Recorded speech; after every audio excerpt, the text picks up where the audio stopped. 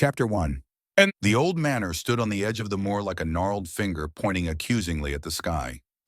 Dusk settled over the landscape, draping it in a shroud of uncertainty. I arrived at the dilapidated estate of Count Magnus, a figure whose very name stirred whispers and speculation among the locals.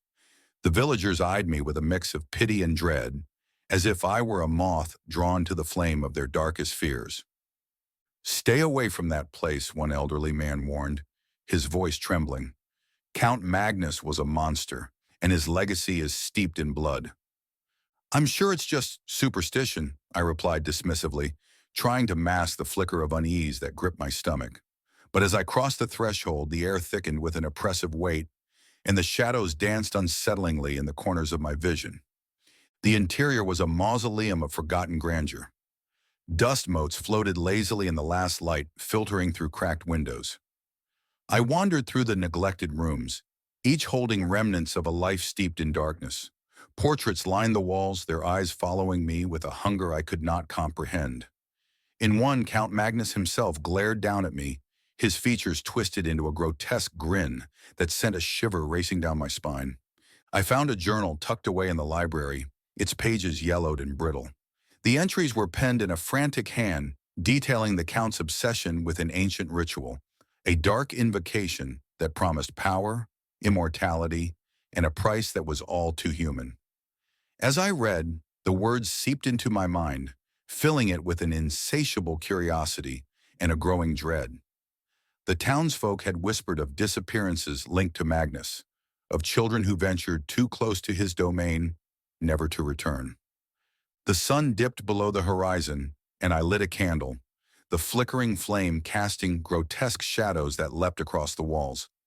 I felt a pull, a compulsion to unveil the mysteries that lay buried within the manor. The journal spoke of a hidden chamber, a place where the Count conducted his dark rites, and I felt an insatiable urge to find it. Chapter 2. Navigating the labyrinthine corridors, I stumbled upon a decrepit staircase leading down into darkness. My heart raced as I descended, each step echoing ominously in the stillness. The air grew colder, the scent of damp stone and decay wrapping around me like a shroud. As I reached the bottom, I found a heavy door, its wood warped and fissured. With a deep breath, I pushed it open, the hinges creaking in protest. Inside, the room was vast, filled with shadows that clung to the walls like desperate hands. A stone altar dominated the center, stained with the telltale marks of sacrifice. Candles flickered around it, their flames casting an eerie glow on the grotesque carvings that adorned the walls. Figures caught in eternal agony, their mouths frozen in silent screams. Suddenly, a noise broke the silence, a soft whisper that seemed to curl around my consciousness. "Join us! Join us!" The voice was a seductive lure, pulling at my sanity, urging me to abandon my fears. I turned, but there was no one there, just the oppressive darkness that enveloped me. I stepped closer to the altar, compelled by an unseen force.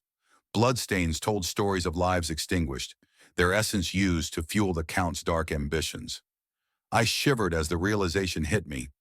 The villagers were not merely superstitious fools. They were survivors of a legacy steeped in horror, a horror that I had unwittingly awakened. "Why do you disturb me?" A voice boomed from the shadows, deep and resonant. My heart stopped as the figure emerged, a towering silhouette, cloaked in darkness, with eyes that glinted like shattered glass. Count Magnus stood before me, impossibly alive, his visage twisted in a grotesque parody of a smile. "I seek knowledge," I stammered, my voice barely a whisper. "I wanted to understand." "Understand!"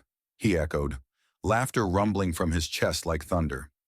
"You seek understanding, yet you tread upon the bones of those who dared to know. Their screams are my symphony, their blood my wine." He gestured towards the altar, and I felt the weight of countless lives pressing down upon me. Chapter 3. Panic surged within me, and I turned to flee, but the shadows twisted and danced, ensnaring my limbs.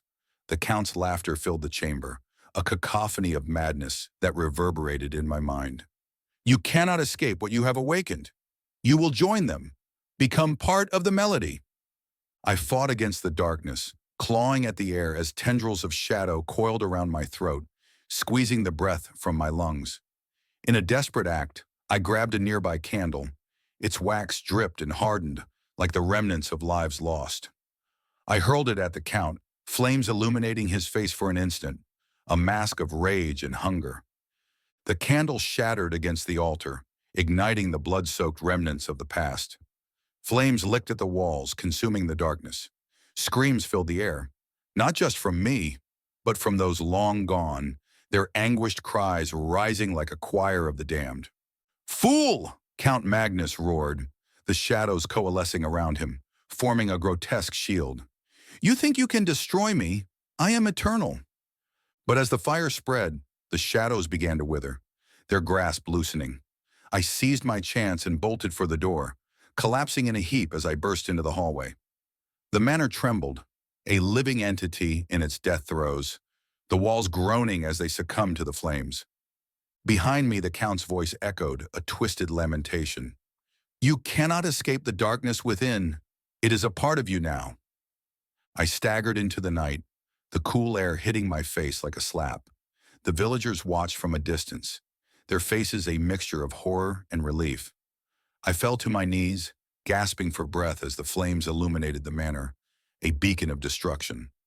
But even as the fire consumed the estate, I felt it, the lingering presence of Count Magnus, crawling beneath my skin, whispering secrets I could not unhear. The darkness had seeped into my soul, and no amount of fire could cleanse it away. I was forever marked, a living testament to the horrors that lurked in the shadows. And as I looked back at the inferno, I understood. The Count may have been consumed, but his legacy would live on, a festering wound in the heart of humanity, forever binding me to the darkness I could never escape.